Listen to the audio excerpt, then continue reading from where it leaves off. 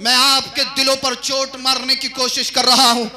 अगर किसी के दिल पर चोट लग गई तो इंशाअल्लाह दुनिया भी कामयाब और आखिरत भी कामयाब हो जाएगी। अल्लाह अल्लाह। अबू जहल सुमैया के मकान पर पहुंचा। कहा, ए सुमैया, मैंने सुना है तुमने इस्लाम कबूल कर लिया। सुमैया ने कहा, हाँ मैंने कलमा पढ़ लिया, बता तुझे क्या कहना। इसने पूरी ताकत से तमाचा मारा। हजरत सुमैया ने बुलंद आवाज से कहा, ला इलाहा इल्लल्लाह मुहम्मदुर रसूलुल्लाह।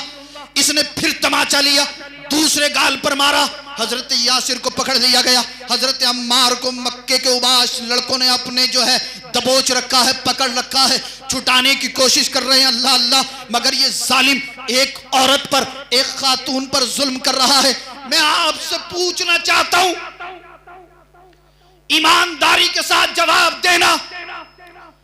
ए पीपल साना के सुन्नी जिंदा दिल गयूर मुसलमानों, अगर जर्रा बराबर गैरत बाकी हो तो ईमानदारी से जवाब देना।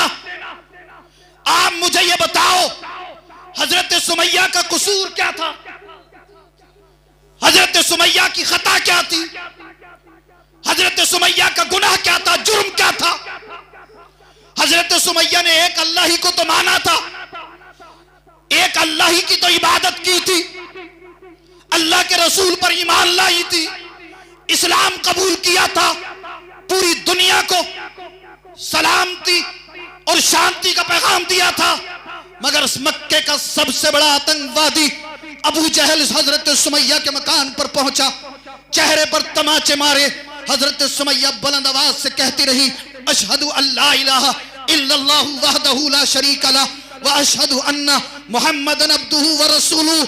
ये जालिम हजरत सुमैया के चेहरे पर तमाचे मारता रहा, मगर हजरत सुमैया ने कलमा पढ़ना ना छोड़ा। जब इसने देखा कि हजरत सुमैया मानती ही नहीं है, मैं मारे जा रहा हूं मगर ये नहीं मानती, मैं पीट रहा हूं ये नहीं मानती, मैं जुल्म कर रहा हूं ये नहीं मानती, मैं जबर कर रहा हूं ये नहीं मानती, मैं तशद्दुद कर रहा हूं ये नहीं मानती, तो इस जालिम ने, हजरत सुमैया ने कानों में जो बाली पहनी हुई थी उस बाली को इस जोर से खींचा कि हजरत सुमैया के कान से खून बहने लगा। दूसरी बाली को खींचा, अल्लाहू अकबर कबीरा। हजरत सुमैया के दोनों कानों से खून बह रहा है, चेहरा खून आलूद हो चुका है। मगर हजरत सुमैया के सब्र तहम्मुल को सलाम, हजरत सुमैया के सब्र इस्तिकलाल को सलाम, हजरत सुमैया के ईमान को सलाम, हजरत सुमैया की मोहब्बत को सलाम। हजरत सुमैया ने कहा था, अबू जहल, चाहे तू तमाचे मार ले या मेरे कान काट दे, तुझसे जितना जुल्म हो सके कर ले, जब तक सुमैया के जिस्म में खून का एक भी कतरा बाकी रहेगा, उस कतरे से भी आवाज आती रहेगी, अशहदु अल्ला इलाहा इल्लल्लाहु वहदहु ला शरीका लह व अशहदु अन्ना मुहम्मदन अब्दुहु व रसूलुहु। इस जालिम ने कहा, ए साथियों सुनो, ये ऐसे नहीं मानेगी। और गौर करने की बात यह है, एक बेटे के सामने उसकी मां पर जुल्म हो रहा है, एक शौहर के सामने उसकी बीवी पर जुल्म हो रहा है। लोग कहते हैं कि इस्लाम तलवार के जोर पे फैला है, उनकी अक्लों में फतूर है, शैतान ने उन्हें धोखे में डाला है। वो पढ़े सुने इस्लाम कैसे हम तक आया है। हमारी माओं ने इस्लाम की बका के लिए कितनी कुर्बानियां पेश की हैं। अल्लाह अल्लाह। अबू जहल ने तमाचे मारे, हजरत सुमैया कलमा पढ़ती रही। अबू जहल ने आपके कानों की बालियां खींच ली, कानों की गुद्दियां फट गई, हजरत सुमैया कलमा पढ़ती रही। और एक आज का मुसलमान है, मस्जिद में अजान होती है, चौराहे पे बैठा रहता, नमाज पढ़ने के लिए नहीं जाता, फिर नारा लगाता, सरकार का दामन नहीं छोड़ूंगा। मस्जिद में अजान होती है, ये मोबाइल पर न्यूज चैनल देख रहा होता है, फिर कहता सरकार का दामन नहीं छोड़ूंगा। अरे इश्क किसे कहते हैं, ईमान क्या होता है, ये हजरत सुमैया के दर्स से सबक आपको मिलेगा। हजरत सुमैया दर्स दे रहेंगी। अल्लाह अल्लाह।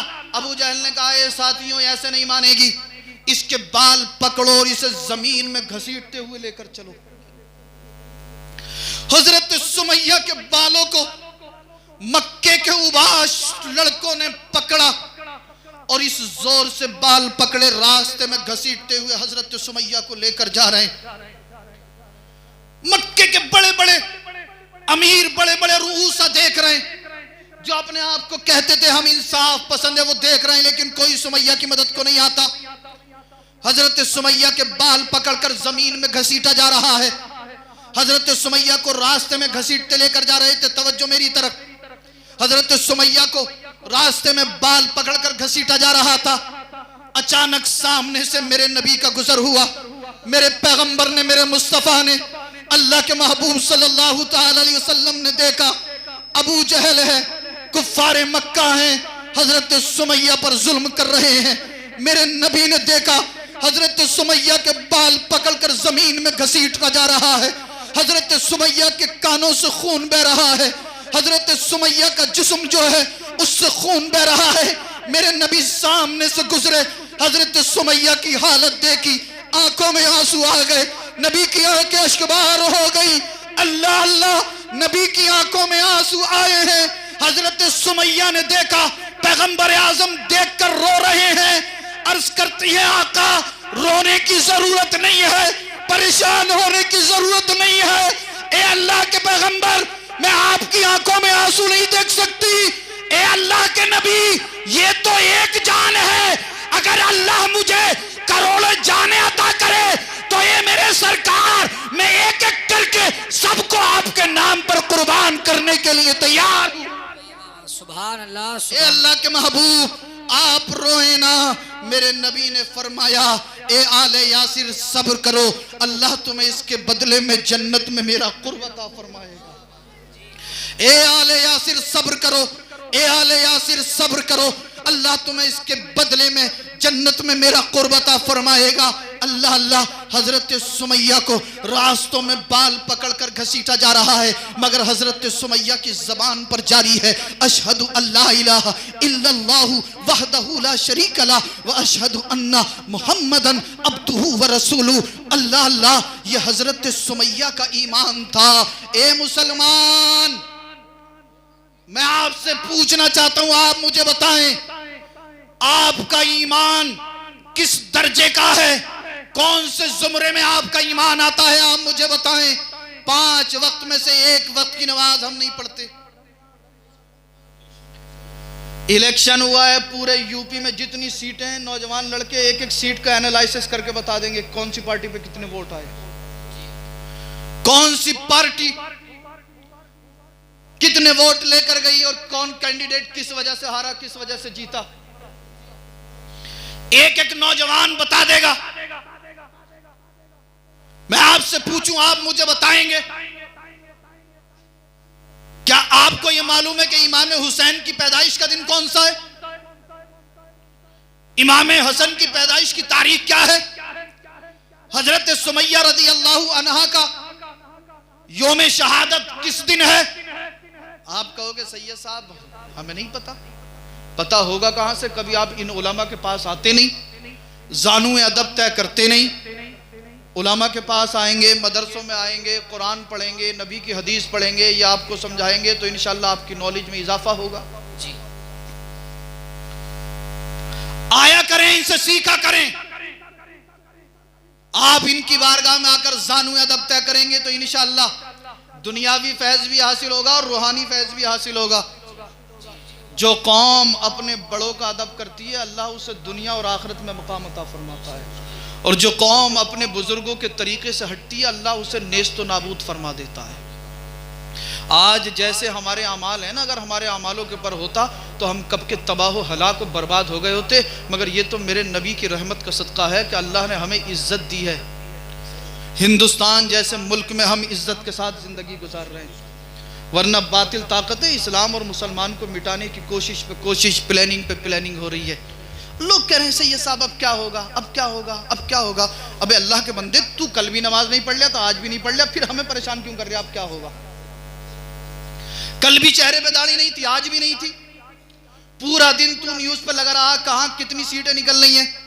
मस्जिद में आता, तौबा इस्तिगफार करता, तस्बीह तहलील करता, अल्लाह की बारगाह में रुकू करता, क़याम करता, सजदा करता, अल्लाह से माफी मांगता, रो रो कर दुआएं करता, हो सकता था अल्लाह किसके सदके में किसकी दुआ कबूल फरमा ले, जी जी, और किसके सदके में किसका बेड़ा पार हो जाए।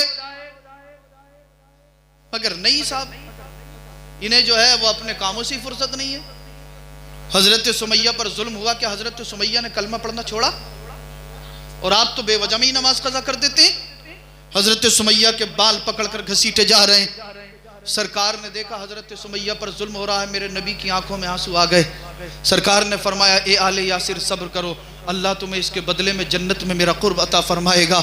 हजरत सुमैया ने अर्ज किया, आका ये तो एक जान है, अगर अल्लाह ताला मुझे क़यामत तक ज़िंदगी अता फरमाए और हर रोज़ अल्लाह मुझे ज़िंदगी दे तो या रसूल अल्लाह मैं हर बार आपके नाम पर कुर्बान होने के लिए तैयार हूँ। अल्लाह अल्लाह। हजरत सुमैया को बालों के से पकड़कर इन जालिमों ने रास्ते में घसीटा। अबू जहल एक चौराहे पर लेकर पहुंचा और बोला, ए सुमैया ये बता, क्या अब भी तू नबी का कलमा पढ़ती है? क्या तू अब भी इस्लाम को मानती है? क्या तू अब भी कहेगी ला इलाहा इल्लल्लाह मुहम्मदुर रसूलुल्लाह? हजरत सुमैया की आंखें बंद हो रही थी, अल्लाह अल्लाह आंखों के सामने अंधेरी छा रही थी।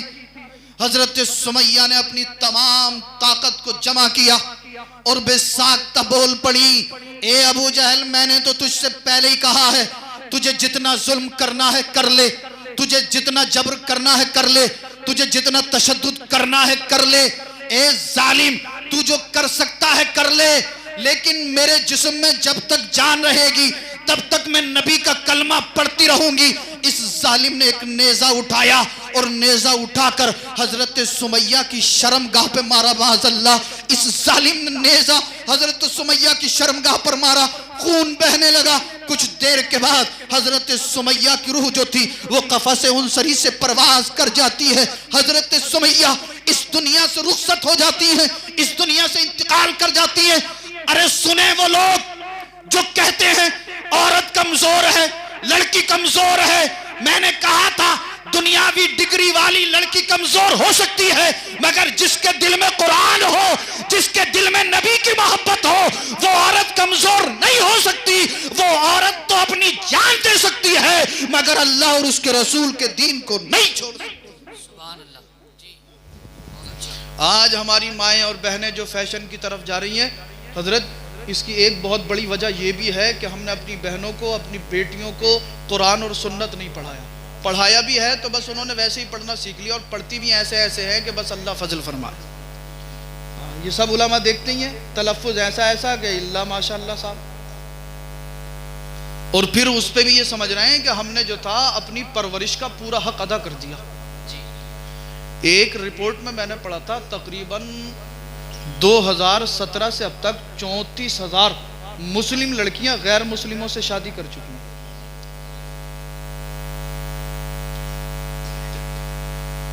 34,000 लड़कियां मुस्लिम गैर मुस्लिम लड़कों से शादी कर चुकी हैं। सबब क्या है इसका? रीजन क्या है? इसकी वजह क्या है? ये उलमा मेरी इस्लाह फरमाएंगे अगर मैं गलत बोलूंगा तो। जहां तक मेरी अपनी सोच है, ये सब कॉलेजों की और स्कूलों की देन है। यूरोप से जो ये कल्चर आया है ये उसकी देन है। एक बाप खुद अपनी बेटी को टाइट लिबास पहनाकर, हेयर स्टाइल बनवाकर, फुल मेकअप कराकर, और इतना टाइट लिबास के उसके जिस्म के तमाम आज़ा जाहिर होते हैं, खुद बाइक पे बैठाकर स्कूल में छोड़कर आता। एक बाप खुद अपनी बेटी को बेपर्दा करके अपने साथ बाइक पे बिठाकर स्कूल में छोड़ने जाता है, हॉस्पिटल में छोड़ने जाता है, कॉलेज में छोड़ने जाता है, शादियों में, पार्टियों में छोड़ने के लिए जाता है। और आज शादियों में क्या हालत है मुझसे ज्यादा आप जानते हैं। ए नौजवानों, मैं तुमसे भी हाथ जोड़कर अर्ज करूंगा, खुदा के लिए दूसरे की बहन बेटियों की इज्जत को मत तको। अल्लाह ने तुम्हें जिंदगी इसलिए नहीं दी है, अल्लाह ने तुम्हें ताकत जवानी इसलिए नहीं दी कि तुम दूसरे की बहन बेटियों की इज्जतों पे अपनी निगाहें गड़ा लो। अल्लाह ने तुम्हें ताकत जवानी इसलिए दी है कि ताकि तुम दूसरों की बेटियों की भी इज्जत की हिफाजत करो। अच्छा, जब एक बाप खुद अपनी बेटी को बेपर्दा करके घुमाएगा तो क्या उसकी इज्जत की हिफाजत हो सकती है? फिर दलील क्या देते हैं? बोले सैयद साहब निगाहें पाक होनी चाहिए, पर्दे से क्या होता है? सैयद साहब दिल पाक होना चाहिए, पर्दे से क्या होता है? मैंने कहा ओहो, सबसे बड़ा दिल तेरी बेटी का ही पाक हो गया पूरी दुनिया में। सबसे ज्यादा पाक तेरी बेटी की निगाहें हो गई माज़अल्लाह।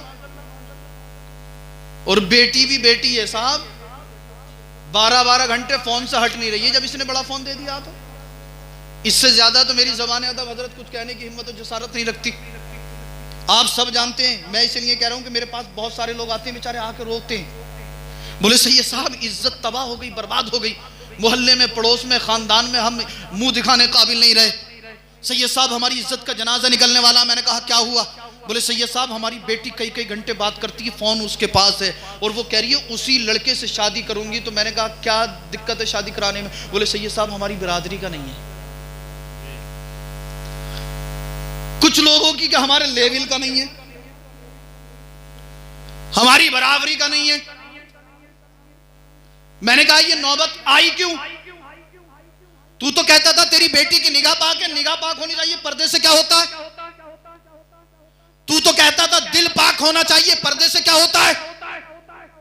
मैंने कहा ए नादान, काश तूने इन उलमाए अहले सुन्नत की सोहबत इख्तियार की होती, इनसे नबी की बेटी फातिमा ज़हरा की सीरत को सुना होता। क्या दुनिया में किसी की बेटी की निगाहें मेरे नबी की बेटी फातिमा ज़हरा से ज्यादा पाक हो सकती है?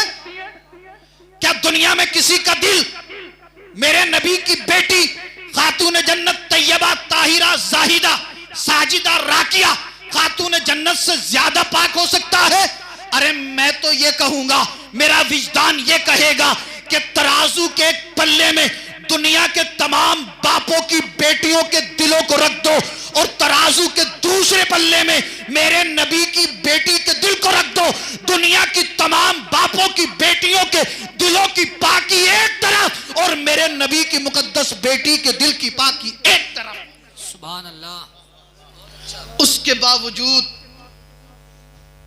मेरे नबी अपनी बेटी खातून जन्नत फातिमा ज़हरा के घर तशरीफ ले गए।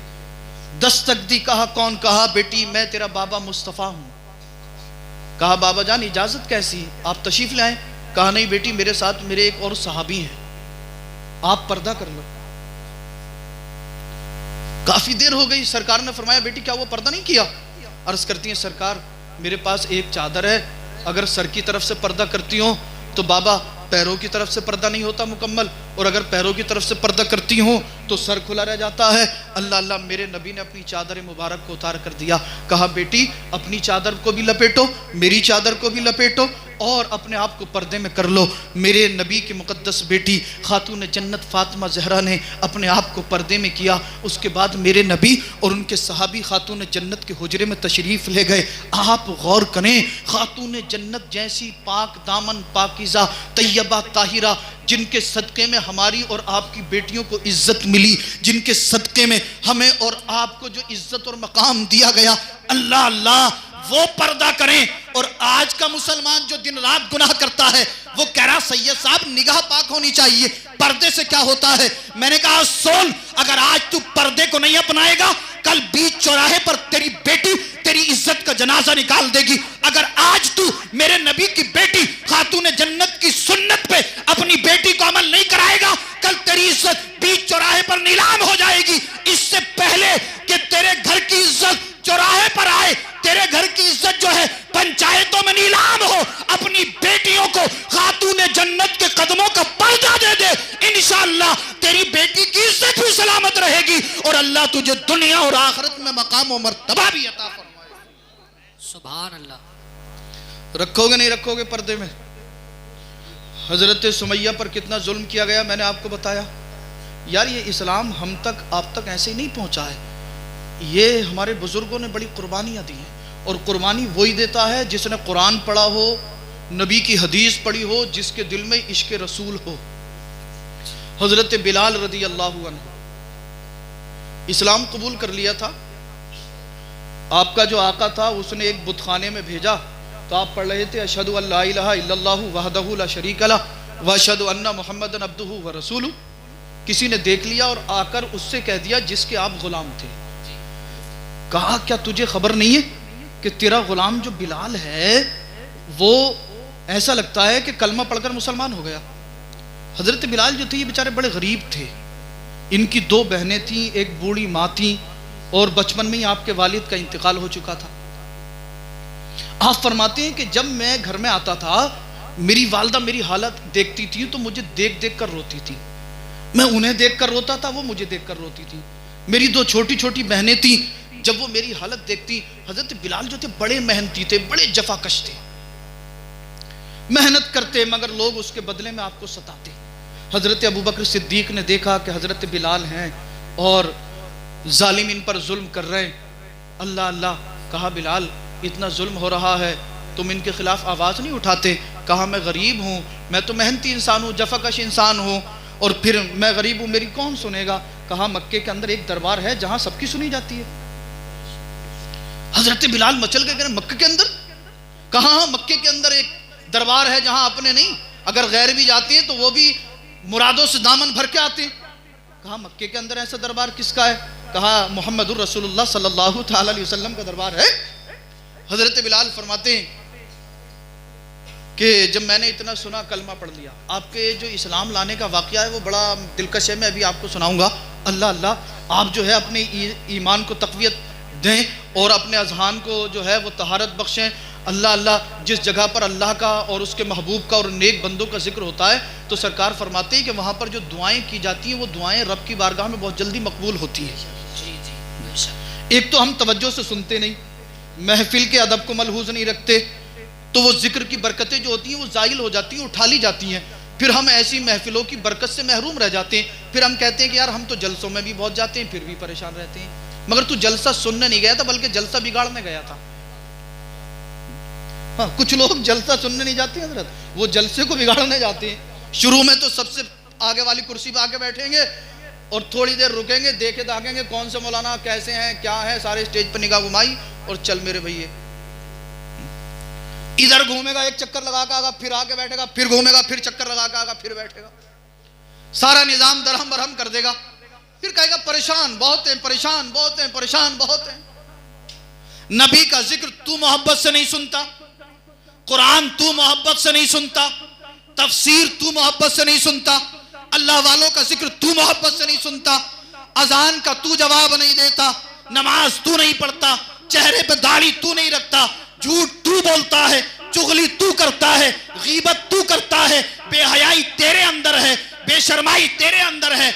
अलगर्ज आज ऐसा कोई गुनाह नहीं बचता जो हमारी कौम के अंदर पाया ना जाता हो। फिर हम कह रहे हैं कि लोग हमें मार रहे हैं, हम परेशान हैं, हम सताए जा रहे हैं। आओ आओ, गुनाहों से तौबा करो, नबी की बारगाह में झुको, नबी के कदमों को मजबूती से थाम लो, नबी के दामन से चिमट जाओ और दुनिया वालों से ये कह दो, ए दुनिया वालों हमें तुमसे मोहब्बत नहीं है, हमें तो मदीने वाले मुस्तफा से मोहब्बत। सुभान अल्लाह, बहुत अच्छा जी।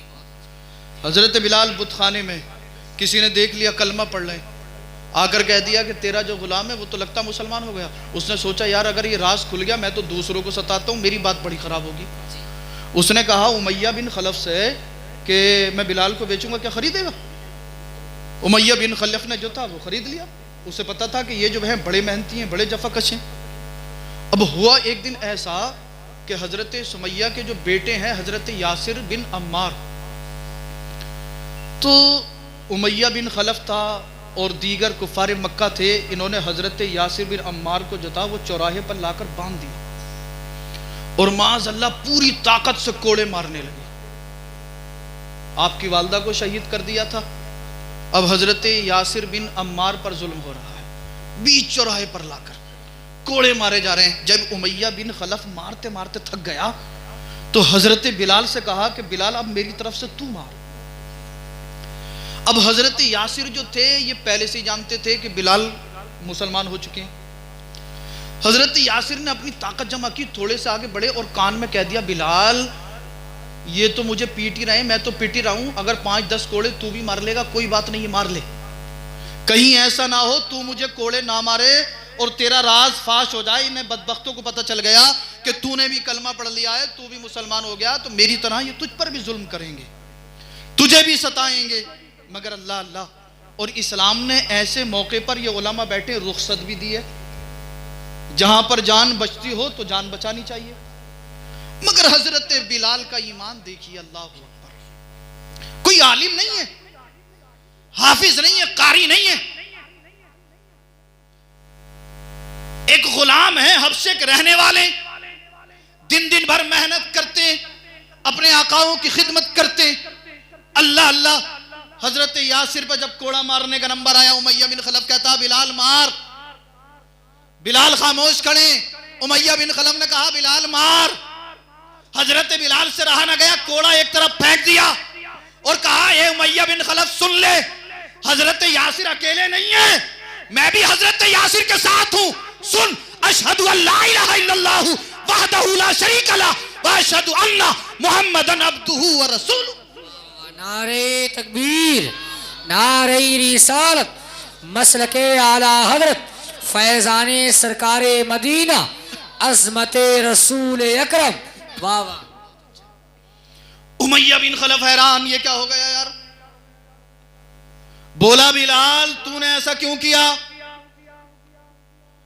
कहा अल्लाह ने मुझे हिदायत दी, तौफीक दी, अल्लाह ने मेरे दिल में नूर डाला, ईमान का नूर दिया, मैंने कलमा पढ़ लिया, मुसलमान हो गया। हजरत यासिर बिन अम्मार कहते हैं बिलाल ये आपने क्या किया, ये आपको सताएंगे, जुल्म करेंगे। अल्लाह अल्लाह। हजरत बिलाल पर जुल्म किया गया, सताया गया। हजरत अबू बकर सिद्दीक फरमाते हैं कि वो जो चक्की होती है ना पीसने वाली, 3-3 चक्कियां हजरत बिलाल के पेट पर रख दी जाती और तपते हुए रेत पर लिटा दिया जाता। और उमैया बिन खलफ कहता ए बिलाल क्या अब भी तू कलमा पढ़ेगा, क्या तू अब भी एक खुदा को मानेगा। तो हजरत बिलाल कहते अहद अहद अहद। हजरत अबू बकर सिद्दीक फरमाते मैंने देखा मक्के के उबास लड़के हजरत बिलाल पर जुल्म कर रहे हैं, जबर कर रहे हैं, वजनी पत्थर सीने पर रख दिया। अल्लाह अल्लाह। तपते हुए सहरा में तपते हुए रेत पर लिटा दिया गया, बिलाल पर जुल्म किया जा रहा है। जब वो लोग चले गए, अबू बकर सिद्दीक गए, पत्थर हटाया, कहा बिलाल जिक्र करने की भी 2 किस्में हैं, एक होता है जिक्र जली और एक होता है जिक्र खफी। ए बिलाल तुम जिक्र जली करते हो, जोर जोर से अहद अहद अहद अहद। ये कुफारे मक्का सुनते, तुम्हें पीटते, मारते, तुम पर जबर करते, जुल्म करते, तशद्दुद करते। ए बिलाल अगर जिक्र ही करना है तो जुल्म से भी बच जाओगे, जिक्र भी कर लोगे। जिक्र जली ना करके जिक्र खफी कर लिया करो, धीरे धीरे अल्लाह का जिक्र कर लिया करो। हजरत बिलाल कहते हैं मैंने 3 दिन धीरे धीरे जिक्र किया, किसी जालिम ने मुझे ना सताया। मगर एक दिन मैं घर में बैठा हुआ था, मुझसे रहा ना गया, मजा नहीं आया। उमैया बिन खलफ जैसे ही घर में दाखिल हुआ, मैंने जोर से कहा अहद। 3 दिन से जिक्र खफी कर रहे थे। कहते हैं कुफारे मक्का ने मुझे पीटा ही नहीं, मारा ही नहीं, मुझ पे जुल्म ही नहीं किया, मुझे मजा ही नहीं आया। जैसे ही उमैया बिन खलफ घर में आया, मैंने कहा अहद। उमैया बिन खलफ मचल गया, कहा बिलाल अभी भी नहीं माना तू। उसने हजरत बिलाल पर कोड़ा मारना शुरू कर दिया। फिर एक रोज हजरत अबू बकर सिद्दीक का गुजर हुआ, देखा कि फिर बिलाल को पीटा जा रहा है और बिलाल कह रहे हैं अहद अहद अहद। हजरत अबू बकर सिद्दीक ने कहा ए बिलाल मानता क्यों नहीं है। अर्ज करते हैं मेरे आका क्या करूं, जो मजा जिक्र जली में आता वो खफी में नहीं आता। इधर कुफ्फार मुझ पर जुल्म कर रहे होते हैं, मुझे मार रहे होते हैं, मैं अल्लाह का जिक्र कर रहा हूं, तो जो लज्जत मुझे पिटते हुए अल्लाह का जिक्र करने में आती है, वो जिक्र खफी करने में लज्जत मुझे नहीं मिलती है। इसे कहते हैं यार इश्क। एक आज हम है 5 मिनट हमें इतनी तौफीक नहीं होती कि हम अपने घर में बैठ के अल्लाहू अल्लाहू की सदाएं बुलंद कर लें। कुफ्फार मक्का हजरत बिलाल पे जुल्म करें, अल्लाह अल्लाह। एक दिन मेरे नबी ने देखा हजरत बिलाल को कुफ्फार मक्का पीट रहे हैं, मार रहे हैं, और हजरत बिलाल के जिस्म में जगह जगह जख्म हो चुके हैं, उन जख्मों से खून बह रहा है। मेरे नबी वहाँ से आए, सिद्दीक़ अकबर भी नबी के पीछे पीछे आ गए। सरकार जो थे हरम शरीफ में दाखिल हुए, हरम शरीफ के एक कोने में बैठकर रोने लगे और दुआ करते हैं, मौला तू मुझे इतनी दौलत दे दे ताकि मैं हज़रत बिलाल को ख़रीद कर आज़ाद करा सकूँ। अबू बकर सिद्दीक़ ने सुन लिया, अर्ज़ करते हैं आका आप रोते